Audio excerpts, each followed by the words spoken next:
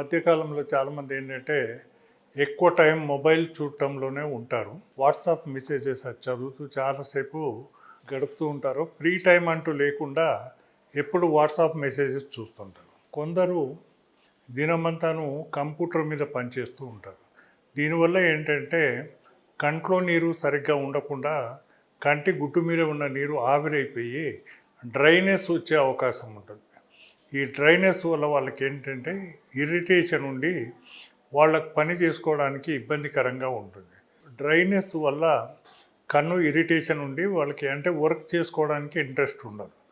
కాబట్టి మన సలహా ఏంటంటే ఎవరైనా వాట్సాప్ మెసేజెస్ చూస్తూ ఉంటే అది ఎక్కువసేపు దాని మీద కాన్సన్ట్రేట్ చేయకుండా ఉండాలి.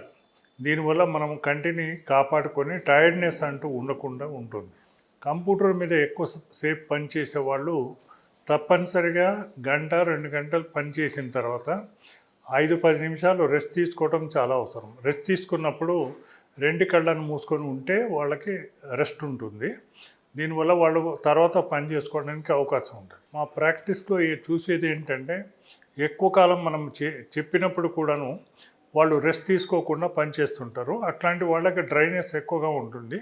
వాళ్ళు ముఖ్యంగా పనిచేసే పరిసర ప్రాంతాలు కూడా ఎయిర్ కండిషన్ ఉంటాయి. దీనివల్ల డ్రైనెస్ ఎక్కువగా ఉంటుంది. కాబట్టి వాళ్ళకు ఆర్టిఫిషియల్ టియర్స్ అందుబాటులో ఉంటాయి, మార్కెట్లో బాగా దొరుకుతాయి. దీన్ని వాడటం వల్ల వాళ్ళకు టైర్డ్నెస్ కానీ డ్రైనెస్ ఉండదు.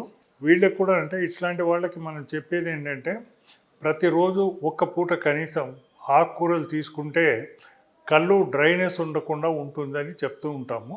ప్రతి ఒక్కరికి కుటుంబంలో మన కంప్యూటర్ మీద పనిచేసే వాళ్ళు కానీ, ల్యాప్టాప్ చూసేవాళ్ళు కానీ, సెల్ ఫోన్స్ ఎక్కువసేపు చూసేవాళ్ళకి కానీ కాకుండా ప్రతి ఒక్కరికి 2 కళ్ళు ఆరోగ్యంగా ఉండాలంటే మనం ప్రతిరోజు ఆకుకూరలు తీసుకోవడం చాలా అవసరము. దీనివల్ల కళ్ళు ఎప్పుడు ఆరోగ్యంగా ఉండి బ్రైట్నెస్ కూడా మనకి బాగా ఉంటుంది.